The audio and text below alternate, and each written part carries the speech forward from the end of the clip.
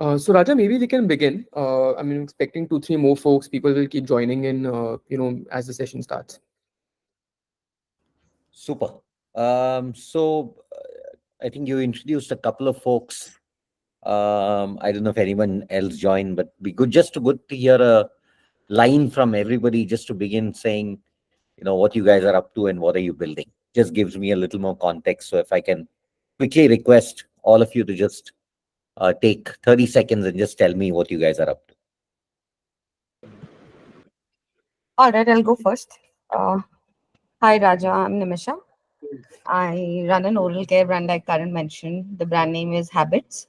We are an oral beauty brand and we are primarily making products for teeth whitening. So in the last couple of years, we've seen brands around talking about only stronger teeth or fresher breath as a proposition over the years. But the new Gen Z millennials generation want a lot more from their toothpaste and mouthwashes. And teeth whitening became like a most talked about intuition when it came to our interactions with our consumers or at flea markets or corporate activations. So we narrowed down our approach from not just a toxin free oral care brand but to specifically catering to teeth whitening products. So we do toothpaste, we do alcohol free mouthwashes. Our bestseller is the teeth whitening powder, and then we do essentials such as brushes and tongue cleaners, etc. That's about us.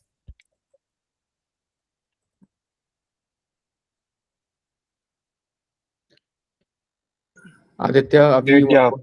I'll go next. Hi, Raja. Hi, Karan.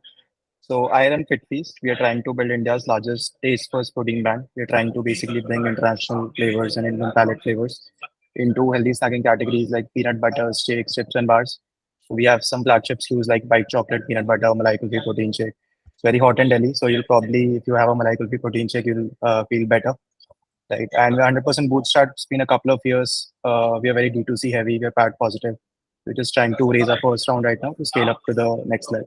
Our big vision is to just be in every Indian household and solve the problem of protein deficiency for the masses and not just for people who go to the gym and who actively work out. So basically, introduce people to the category who are currently not cognizant of their protein intake and have them consume more protein because, as you already know, India is a very protein deficient nation.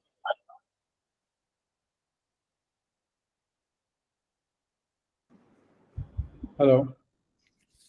Yeah, hi Raja. I'm Avi Bhargav. We are building Cybees. So Cybees is a full stack influencer marketing platform which basically helps brands to connect with the right influencer. So we have built this platform around say 1 year back, and we have launched this. So currently, we are part of Accelerate and trying to raise our funds. And I think they're solving one of the biggest problems which a lot of consumer brands face, which is CAC, right? So essentially, their core insight is that UGC brands and UGC content kind of works better in terms of your performance, right? So how can brands kind of leverage influencer marketing at scale, get connected with the right people, uh, essentially like building the peer pop.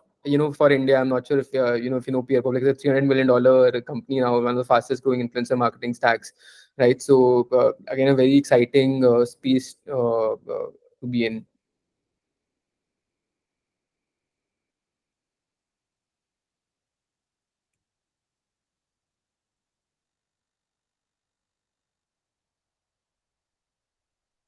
Tanya, you want to introduce your brand?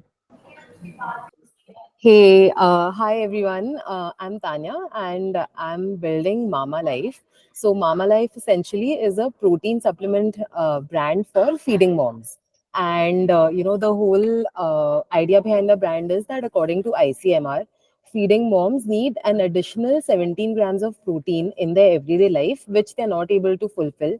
And this is directly impacting their postpartum recovery period. And with this brand and the products, I aim to solve for that.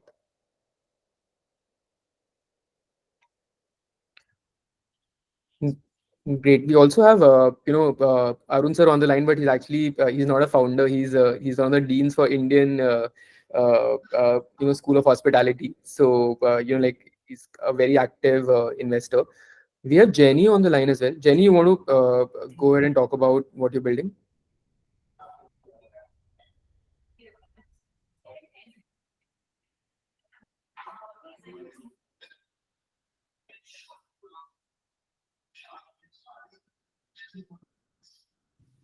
Or maybe later. I'm not Hi sure. Raja. My name is Arun. I lead the postgraduate studies at Indian School of Hospitality, and we also have an incubator where our students they learn about entrepreneurship, and then they get into building platforms, products, and startups. So happy to be here. Thank you so much, Karan, for the invitation. I'll go on mute. Thank you so much. And maybe I'll just talk about what Jenny is building. She's having some audio issues, but she's building the Raymond for women in India. So essentially, she's building a premium workwear brand for women.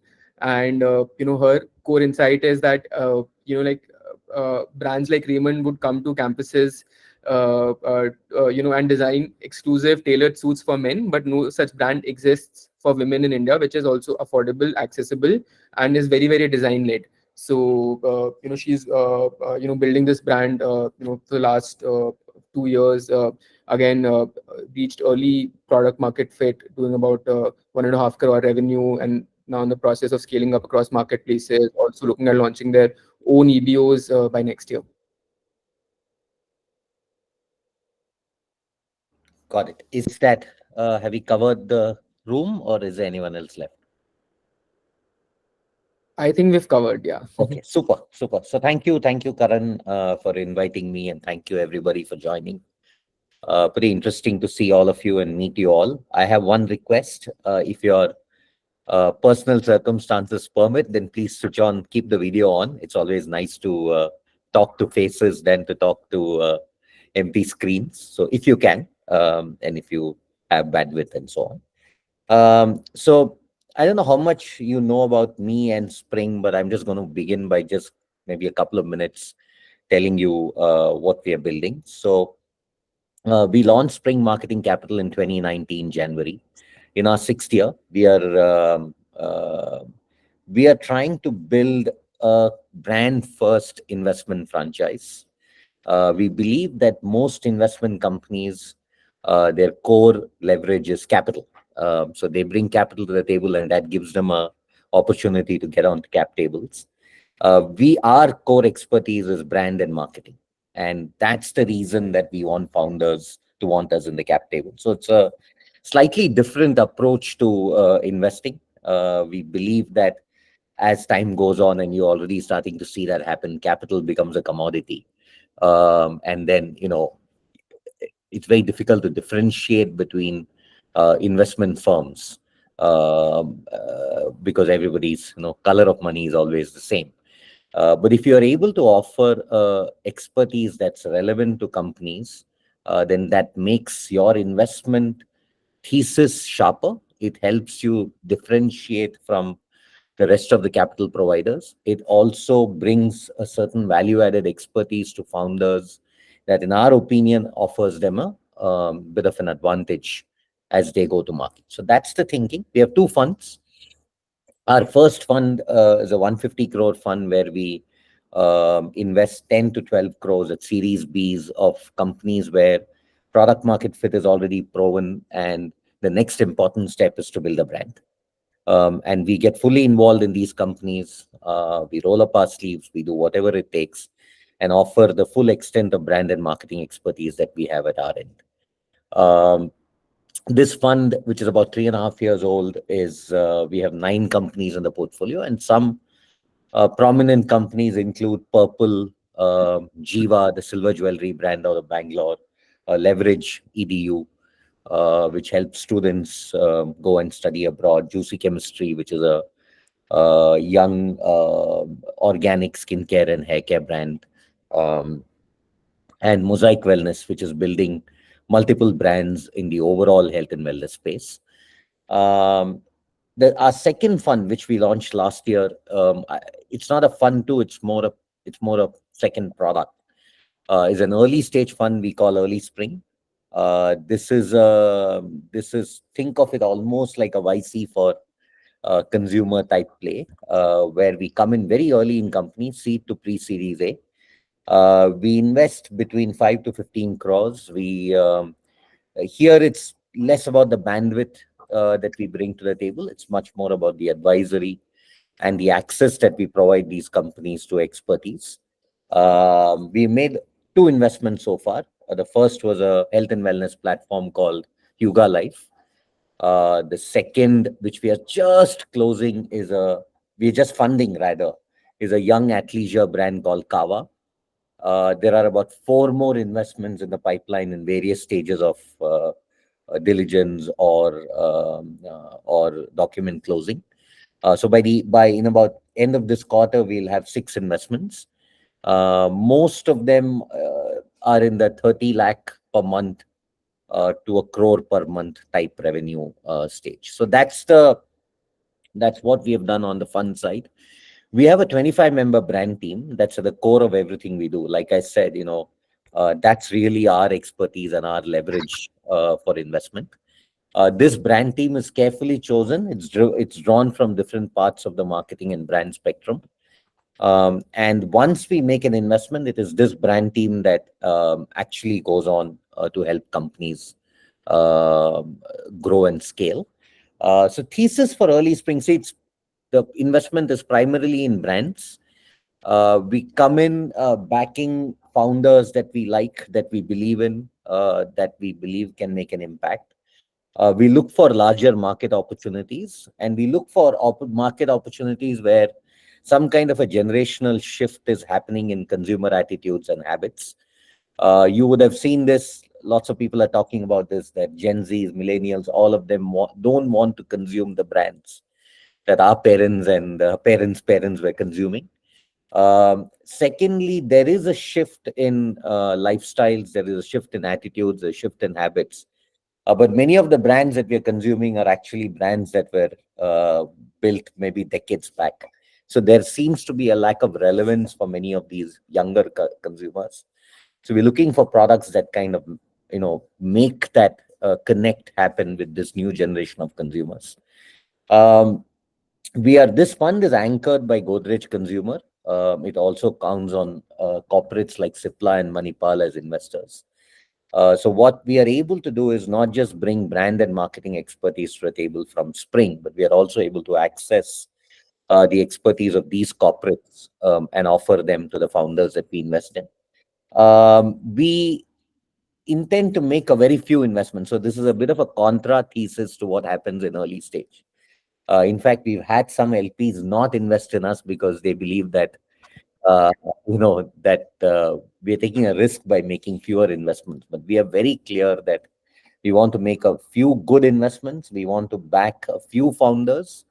We don't want to build a very large portfolio. And the reason is that if we are offering bandwidth, if you're offering expertise, then we cannot do it with unlimited bandwidth. So our bandwidth is limited. We can only work with a few companies, and that's where our focus is. I'm happy to answer questions at the end of this. So I'm going to keep going. Sorry for that slightly longish introduction. I always envy folks who are able to explain their business in one line. It takes me a few minutes at the very least to explain what we do, given the slightly more complicated nature of our business model. Let me do this. Let me use the next maybe 20-25 minutes to actually talk through some of the learning, some of the experiences we've had as we've looked at consumer brands. Karan also gave me a little bit of a guide or a primer on what he thinks I should cover. So I'm going to use that as a cheat sheet. Um, so the first, and like I said, I'll try and keep this crisp, try and cover it over the next 20 odd minutes. And then I'd love to hear from you. I'd love to take questions. That's a far better, more interactive, smarter way for me to share our experience and learning rather than making this into a monologue. So firstly, I mean, let me actually talk a lot more about the early stage. Most of you are in early stage, and let me talk about early spring and what we are seeing there primarily, because I think that's probably of maximum interest to all of you. So over the last 1 year, since we did a first close of our fund, we have met 250 companies. And I think it's just completely incredible. The number of founders who are building in India today, especially in consumer, is just amazing. I've been in the venture space for the last 15 odd years, and I have not seen this quality of founders step up and start building. Um, you know, we are meeting almost a founder a day, and that's crazy. And you must remember that a lot of almost 50 to 60% of the founders we meet actually come inbound to us, either through an introduction or because they reach out to us directly. And that's simply because of what we do, right? We are consumer brands only. We pick our spaces. People know what we like.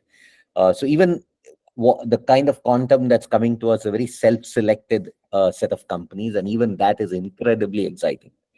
I think one of the biggest things that's happened in the consumer investing space is just the quality of founders, just the kind of founders who are stepping out.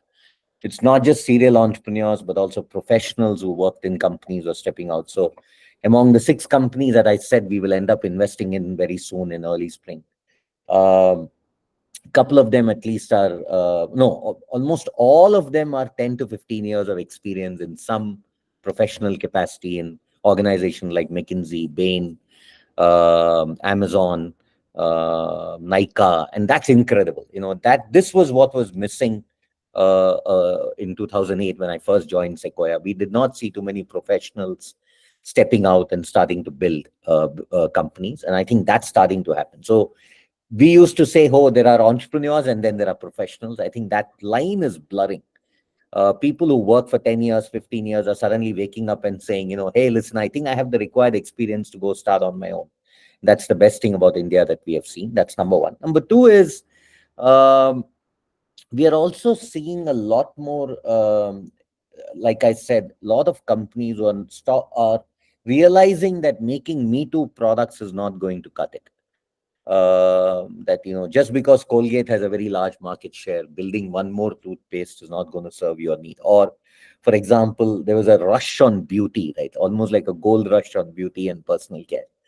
And I think that's that rush to try and build the next beauty product because there's excitement or because there's consumer adoption.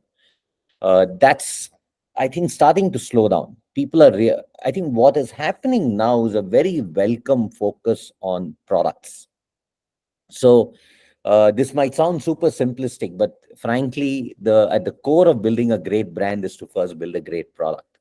I think somewhere down the line, in the rush to build D2C brands, in the rush to raise money, all of us kind of forgot that. We forgot that it's not good enough to be super marketers and smart marketers and utilize channels. I think some brands maybe 10 years back got away with it because they were right time, right place. Consumer was willing to look for new brands, and they, I think, got away with it.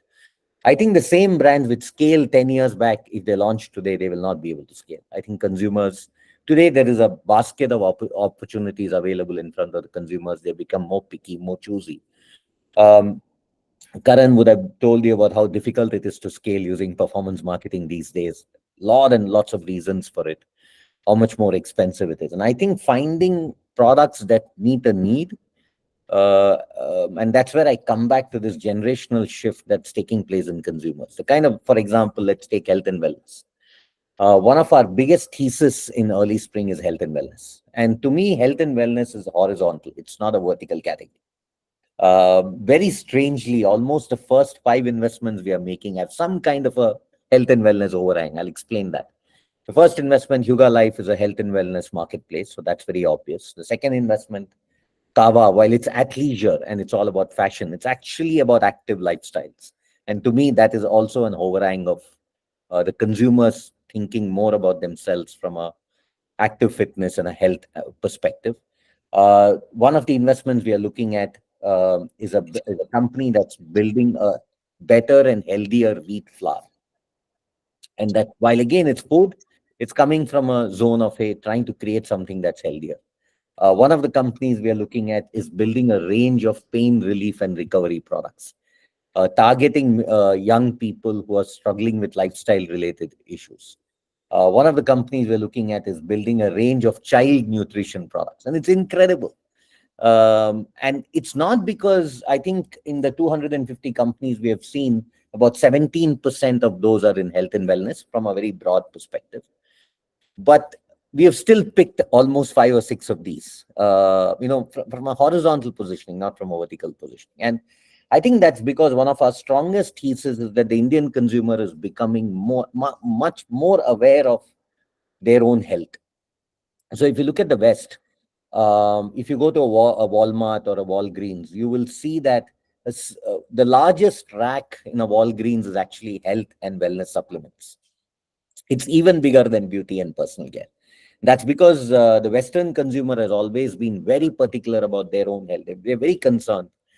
They pop pills, they pop supplements, they are concerned about what they are eating, drinking, what they're putting on their face.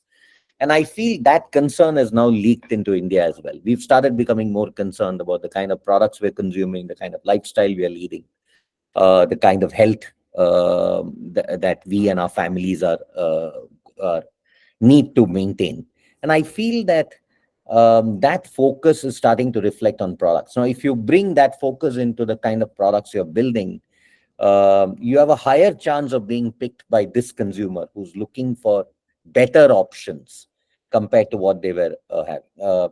And I think this is also reflected in the kind of conversation around us, conversation on social media, in terms of being aware of what you're consuming, being aware of what you're putting on your face. So I think that's one big thesis for us in early spring. And I think that's one big thesis that's playing out in the kind of companies that we are seeing as well.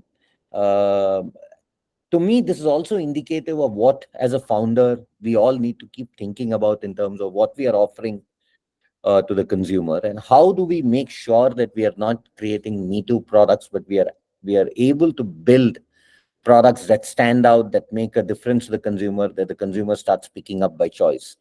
And I feel creating such products is the only way you can hope for a repeat purchase, so you can hope for sustainable brand building. Otherwise, there is this whole D2C trap that is currently underway, where we are actually paying money to acquire the same consumers over and over again, which is a death spiral. You will not be able to break out of that. So I think keeping product at the heart is super important. Knowing what you're building, the kind of consumers that you're building for, is super important. So that's, I think, one of the key parameters that we keep in mind when we look to fund a company. I think one of the biggest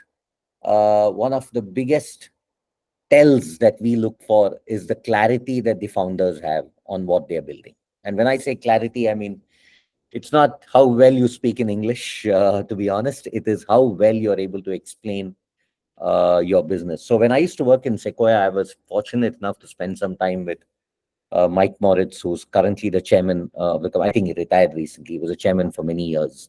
A legend. He was a first investor in companies like LinkedIn, Airbnb, Yahoo during those days. Very highly respected in the Valley and globally, actually. And one of the things he told me when I was in Sequoia, I'll never forget. He said, clarity of expression is actually directly related to clarity of thought.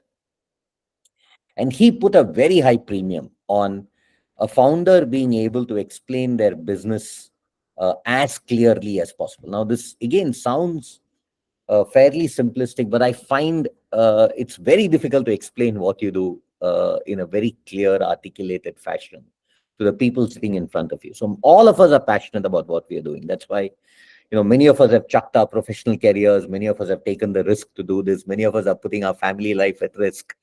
We're not able to spend time with loved ones to do what we're doing. So I think passion is no longer enough or justifiable. So within Spring, we rarely say this person is very passionate, we should back that person, because everybody is passionate.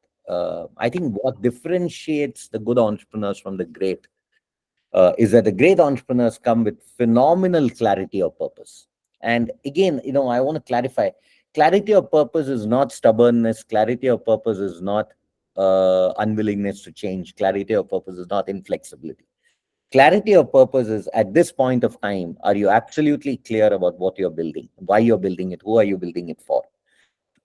If you don't have that, the biggest challenge, I think clarity of purpose also directly translates, and I'm talking of consumer brands now, directly translates into a clear value proposition.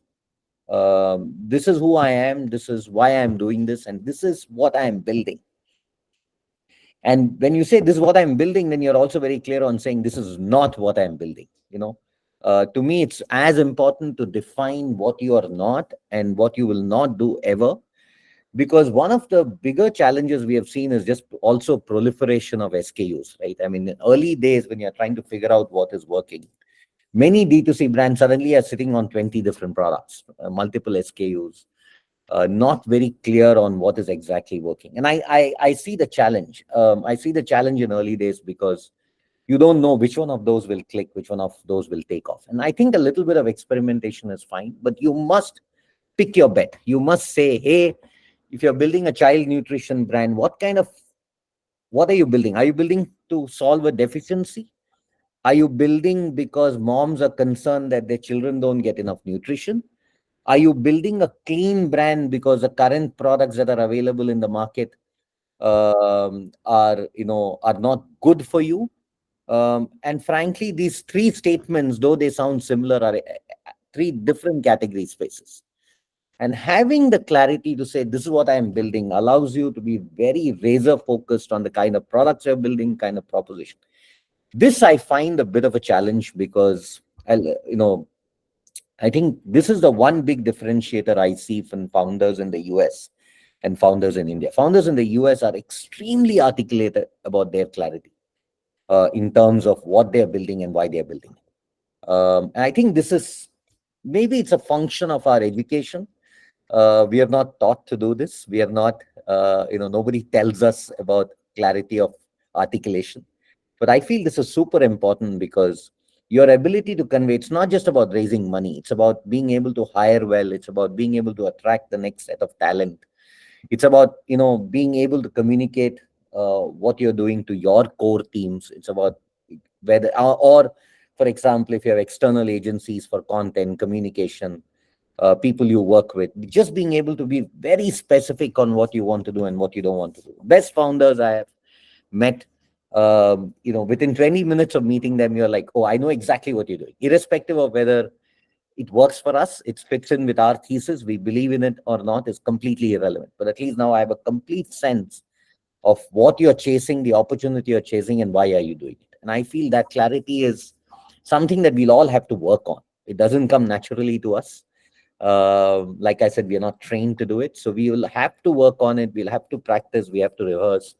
To me, it's a very big ingredient of success, especially in early stage. If you have got that clarity in early stage, it saves a lot of time, effort in terms of finding the right partners and in able to communicate your brand properly. In also, building the right kind of products. And frequently, when I start questioning founders in terms of what you're building and what you're not building, I suddenly look at the portfolio and say, then why do you have biscuits? If you're building a nutrition first brand, why do you have biscuits? And they're like, yeah, actually, it doesn't make sense. But we had to experiment. This is something consumers told us. Yeah, I should talk about that. So I met a founder who said, no, I'm building this because consumers told us that they want it. And the honest truth is consumers don't know. If you're building new, innovative, new generation products, then why ask the consumer what they want? You will not get the right answers from them. You will have to show them what you have, and that little bit of leap of faith you have to take. Knowing what questions to ask the consumer is also a super interesting and very powerful tool. For example, today morning I was sitting with a founder, and he was like, I'm not sure if I should price my beverage between at 50 rupees or 60 rupees, and that makes a big difference in that particular category. And he was like, I'm planning to ask the consumer what he will pay for it. You put a product in front of the consumer and you ask them what you want to pay for it, consumers will say one of two things. Either they will say 30 bucks, completely lowballing the product. Or if they're in a group, they'll say 100 bucks because they want to look good about themselves, feel good about themselves in a group dynamic. It's almost impossible to get a pricing answer from the consumer. You will have to, when you're pricing a product, you will just have to do it like how FMCG companies have been doing it all along. You have to say what's available in the market, what's the value that consumers are willing to pay. and how much of a premium can you make them pay because of the innovation that you bring to the table and because of what you're offering as a product. That's the only way you can price it. You can't ask the consumer. Similarly, if you're building a portfolio of products and you can't ask the consumer what do you need next, you will have to ideate in terms of the available gaps. So I think questioning the consumer is always required. um, it's important to be in touch with the consumer. It's important to figure out what's happening in the market. But the truth is, many of the products that are succeeding because of a founder's conviction, of a founder's insight, of a founder's differential method of building something. Uh, Saying, hey, this hasn't worked in the past is the most stupid answer any investor can give you as to why you should or you should not do something. Is there a pricing reference or a benchmark? So I'm going to use something that is slightly embarrassing because it's something that Unilever always says, and I usually don't like to use Unilever metrics, but this one particular one I really like. So the maximum premiumization we have seen in all our work we have done is 1 to 1.5x. No consumer is willing to pay more than that framework when it comes to products. This is a little bit of empirical knowledge, also what most large companies believe, that if you want to premiumize, you have to make the product pricing in that 1 to 1.5 times the price. If you go beyond, then the consumer is not willing to pay. Second is that, and this is a very personal observation, is that consumers' notional price in their heads is sometimes a little different from the actual price they're paying. This is what you have to try and find out. For example, I think a Pepsi can is priced at $35, if I'm not mistaken, and a Coke can is priced at 40, something like that. I don't drink either, but just that's what I've heard from founders who are building in those categories. Now, what does the consumer think the price is? Do they think it's $30 or do they think it's $40? Sometimes what surprises you is that consumers may say it's $40, even though they're paying $35. If that is the case, then you can stretch the premiumization up to $60. But if it's $30, then you can't go beyond $50. Even if they're paying $40, many consumers say, no, it's 30. I'm paying $30.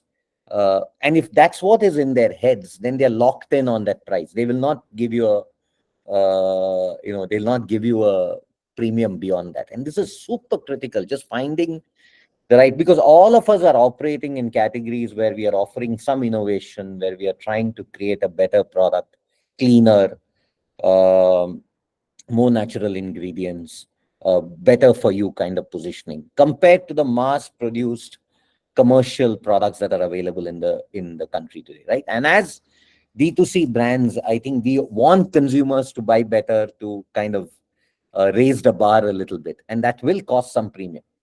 Uh, but that premium cannot be more than this. Uh, if you also don't premiumize, then it's very difficult to provide a strong value offering.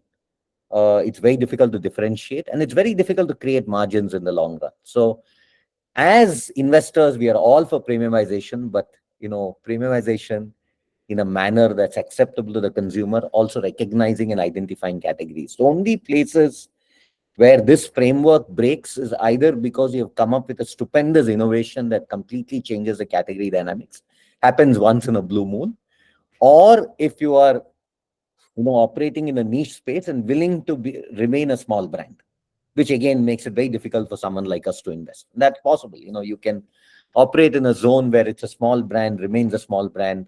You can still make money, but then you made the choice of not creating massive scale.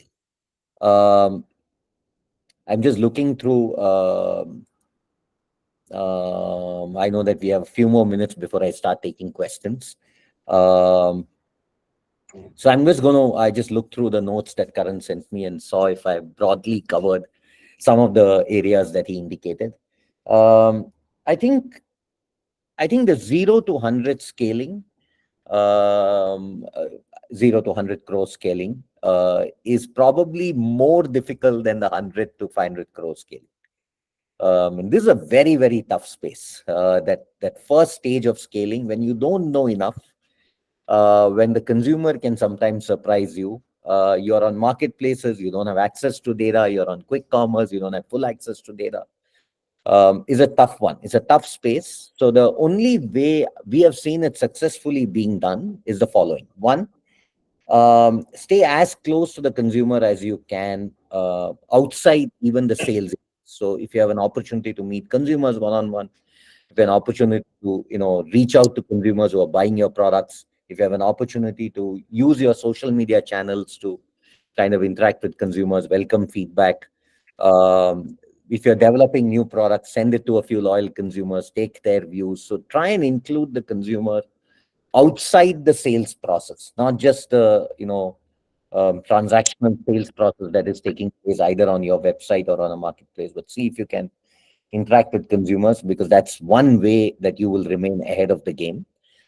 Uh, Second is, I think using quick commerce and marketplaces to scale is way smarter, way more efficient than using D2C to scale. I think this misunderstood until about 1 year ago when the funding environment started turning negative.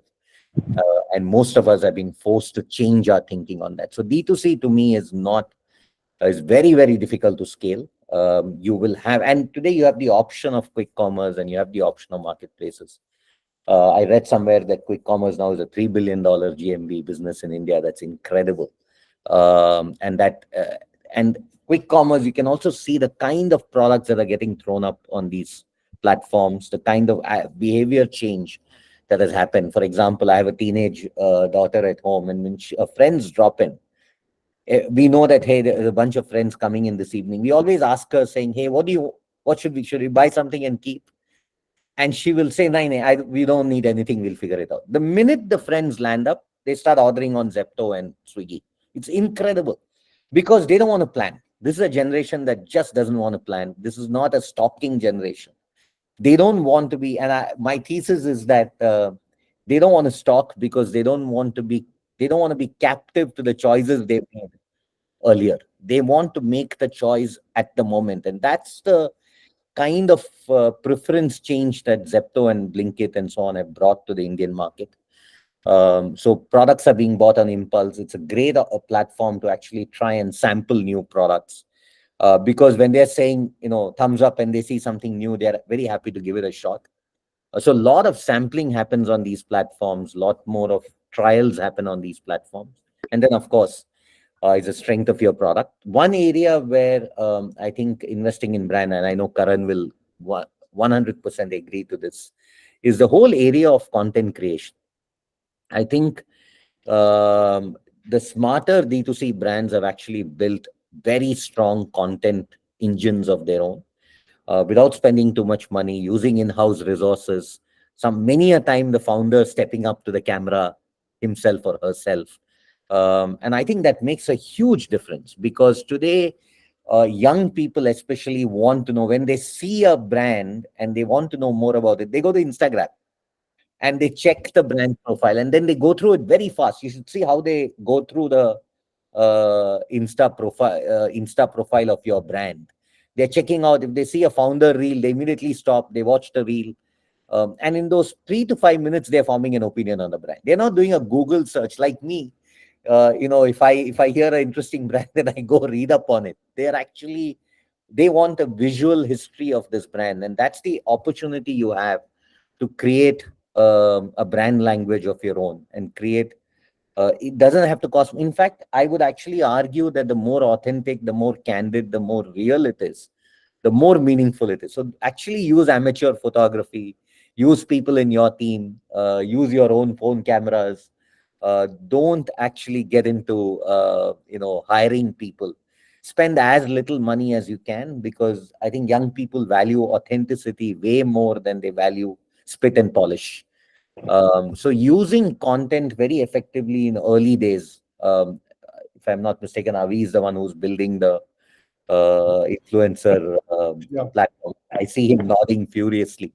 And I think that it does make a lot of sense, and I can see how using influencers can actually bring your cost of acquisition down. So innovative ways, find young people in your team, give them freedom.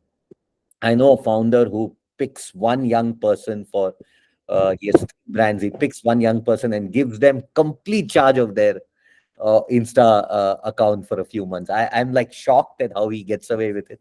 But I think that makes a lot of sense. If you have defined your brand boundaries, if you have, and it's okay, you can make a mistake, you can walk it back.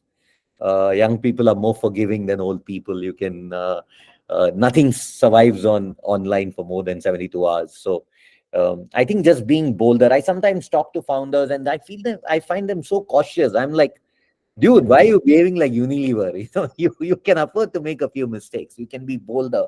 You can take risks.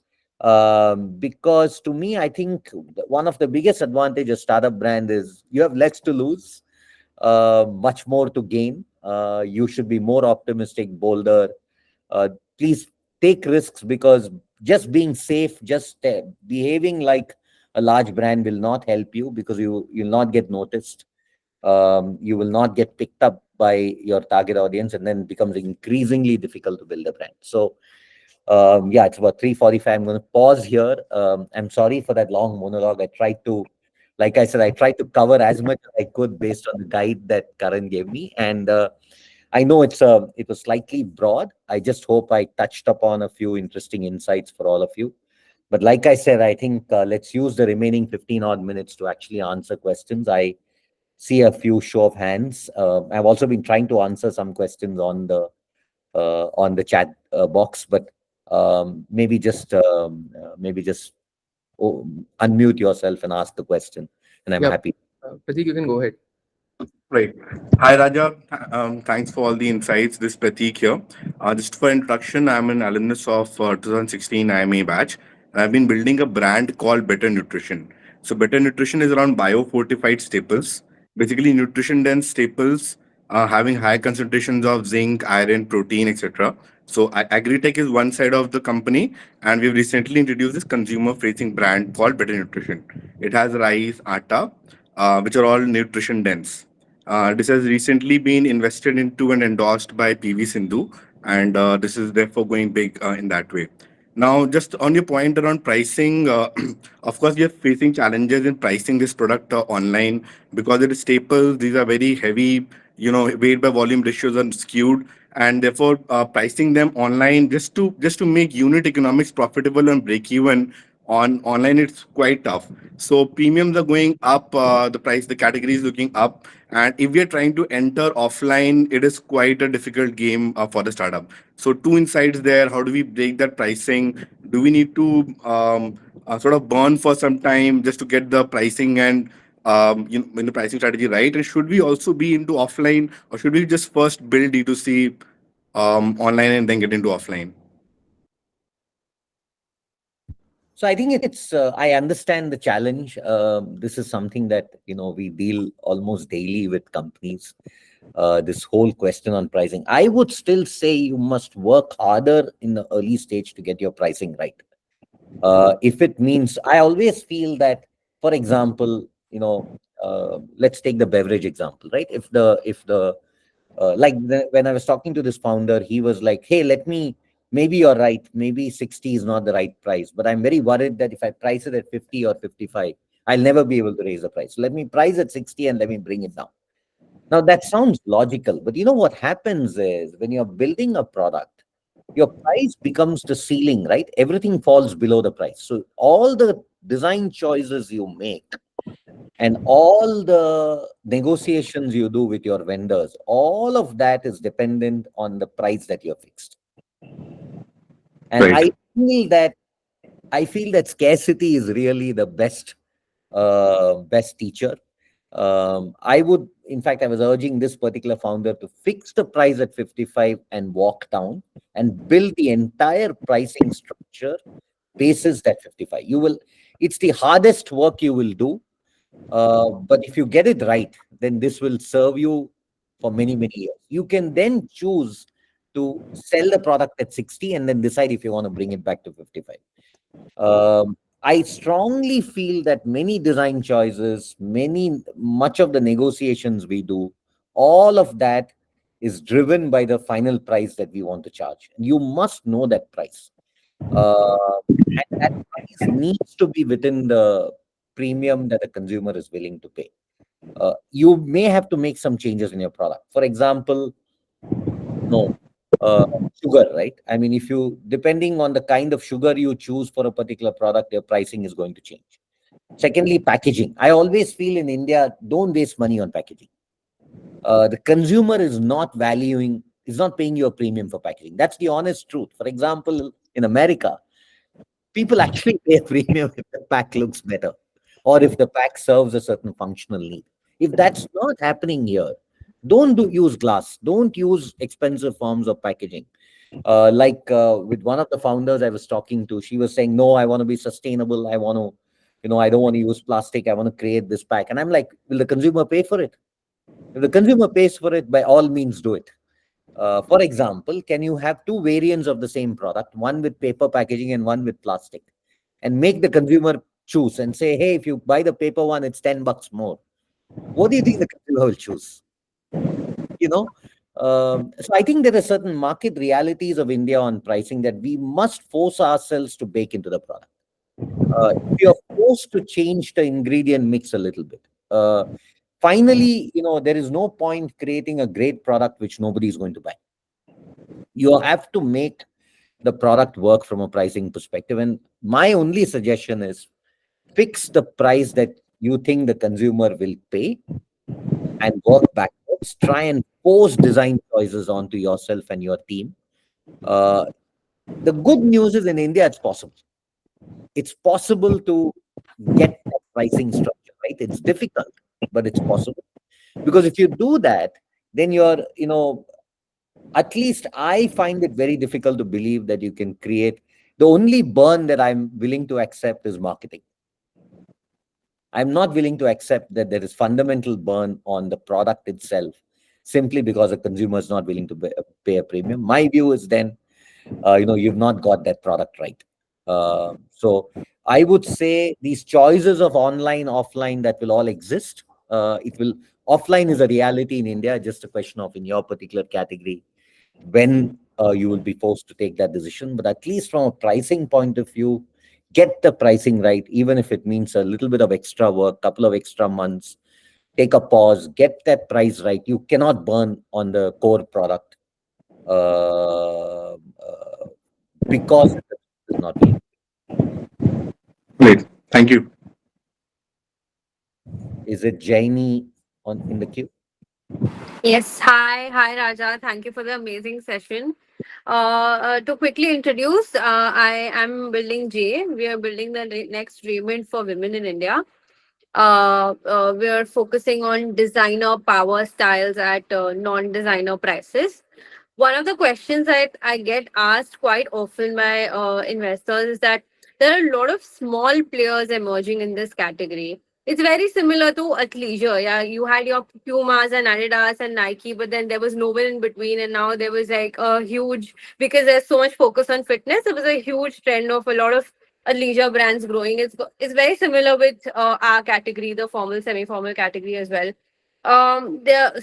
We do quite get a lot of questions, and like our economics and all are on point, prices are on point, we're CM3 positive, etc. But then I want to understand a little deeper on the concern from an investor front when they ask this question, that why there are so many brands, what differentiates, and there's clear differentiators. I do explain it to them, but then it's sort of a new category building, and a lot of these new people have recognized it, and a lot of them are also trying to build in it. So what is the concern that comes up? Sure, I'll answer that. But first, have you heard of Kava? Yeah, of course. In fact, I'm a consumer of it. Oh, lovely. Do you like it? I'm an Yes, investor I in do. I do. Kava as well. So I'd shared Kava to Jenny like a few months back when I'd invested. Oh, okay, okay. Yeah. No, that's good. That's cool. So I think I'll answer that, Jenny, and I completely understand your frustration. See, the challenge in India is that we've not managed to build over the years. We've not managed to build significant number of fashion first brands in India in apparel. It's a huge Mm. problem. There could be many reasons for it. Unlike the West, right? You look at the number of fashion labels that have succeeded in the West. Then you look at India and you say the tragedy of India is that the H&M of India is H&M, the Zara of India is Zara, and that's sad. Um, Yeah. but at the same time, when I look at a Manyavar, when I look at some of these ethnic brands breaking out, it gives me the confidence that it is possible. But it's been very apparel has almost been a death knell for investors. Most investors have lost money at some point of time in apparel, and they're very wary of it. It's almost become that if there is a fashion word in an investment memo, that investment will not happen. Because for many investors, they are equating fashion with fad. They believe that fashions will, if it's a brand that's a fashion first brand, then it'll fail in India because it's a fad, it will not last. It's very difficult to build a brand on fashion. Now, I think it was true at a particular point of time. It was difficult to build. Lots of brands tried and failed.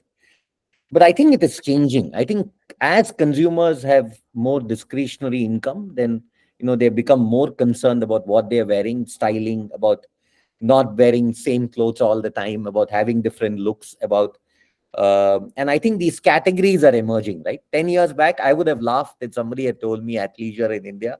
Today, that's our second investment in our new fund. And Yeah. I am one of the most excited on athleisure because I see you go to an airport and you see the number of people wearing Oh, athleisure. very good. Yeah. Yeah, it's amazing. There is a distinct change that has happened. Now, what? So the investor frustration is coming because they have paid the price in the past. So I think it's going to be more difficult. For example, what's the t-shirt brand? Soul Store. Um, you know, I know Vedant quite well.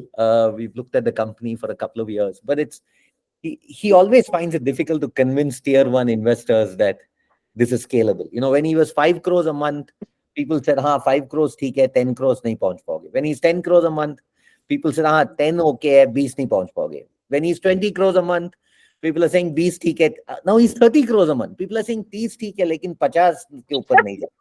So it's like, man, Vedant once told me, "Yeah, what do I need to do to convince an investor? Yeah, like, and he's profitable. He's EBITDA profitable. The company throws him. So now he said, "Bus ho gaya. I'm not talking to any investor. I'm not raising any money. I'll just, we'll build now and go to an IPO eventually." And I hope he does that. But there is this challenge in this overall category. The good news is, I think if you get what you said, right, if you are able to provide consume, see, there are two or three, in my opinion, parameters which I would use to look at a company if I'm looking to invest. One is the supply chain backend, inventory management, warehousing, creation of the product is probably the most important part of the mix. To me, that's the first question. Like, I would ask saying, do you have any special ability there? Do you have a Yeah. background in textiles? Are you sourcing better? Yeah. Because 50 to 75% of the companies are failing there, right there.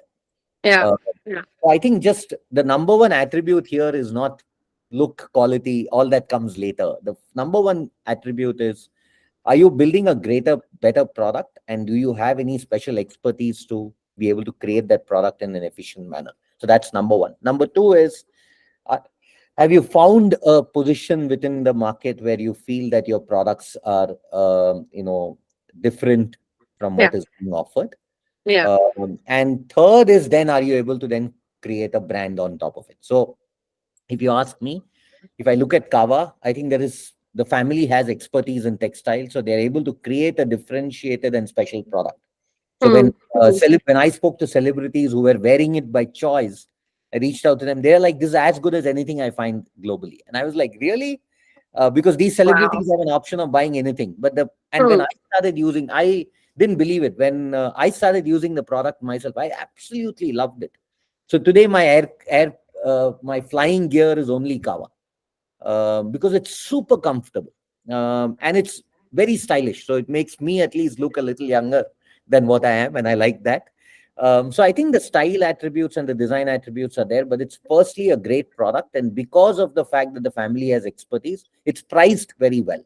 it meets the one to 1.5 fish premium Yeah. framework, and that's very important. If you have to get the pricing right, it Mhm. is a difficult market. I must confess. Whether it's Kava, I said the same thing to Ria. I'm going to say the same thing to you. You've chosen a difficult space, but I am very confident that in the next 10 years, we will see fashion labels emerging from India. I'm very confident. For sure. For sure. Especially these new growing categories that were Yeah. not traditionally big and now are growing up. I think there's a huge trend. But yeah, thank you so much. That was super helpful. Also gives us tips to work on and pitch on. Yeah. And Thank I you. think the last question is Tanya. Yeah.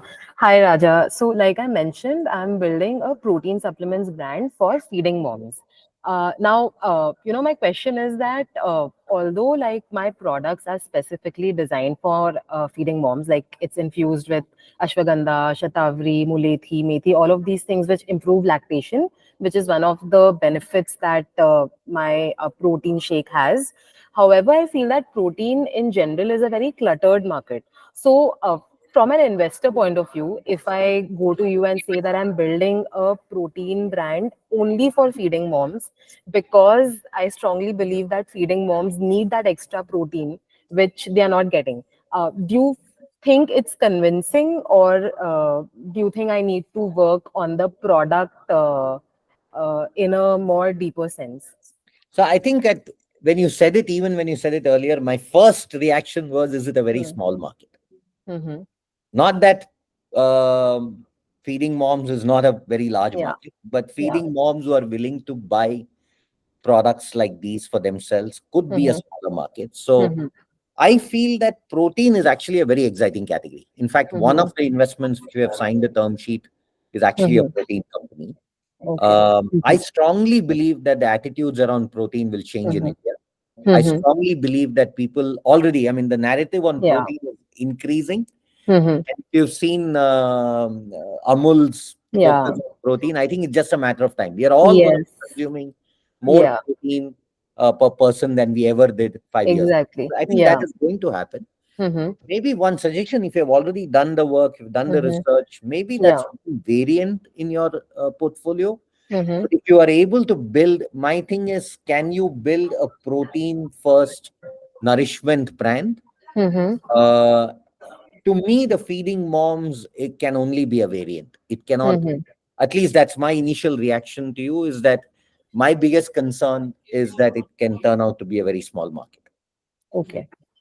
So how I've planned it is that initially we launch proteins for feeding moms, then we move on to multivitamins for the same segment.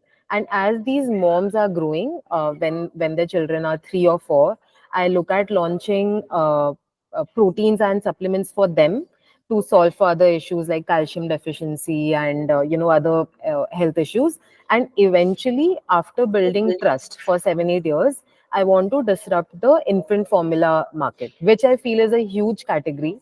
But a lot of and it's dominated by the Nestle's and the Abbotts of the world. And today, I think it will be difficult for me to enter that space because I need to build in some kind of an authority and a trust. So that's how I have planned my journey.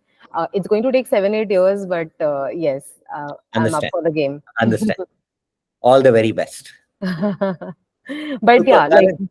Yeah, sorry, would sorry. would this sound exciting to someone, or do you think I I need think the to? challenge is still going to be that the way you're describing it, you know, Mm-hmm. it feels like you're going through it category by category. Okay. Maybe there is a smarter way of using Okay. protein as a core, Mm-hmm. but not having to take the stepwise journey. That's all I Okay. would say. Okay. Mm-hmm. Got it. So, thank you so much, Karan. I'm out of time, but I enjoyed that. I hope there was some value to the folks on the call. Thank you so much, Raja. I know Mhm. I've been, following up for so long for this session. Thank you for taking out time. I really appreciated it, and looking forward to collaborate more in the future. Thank And you. Thank you. yeah, Thank you so much for having me, and a big all the best to everybody on the call, and hope all of you succeed in and create impact in the markets that you've chosen Mhm. for yourselves. Thank you so much. Thank thank you. Thank you. Thank Thank you, Raju. thank you.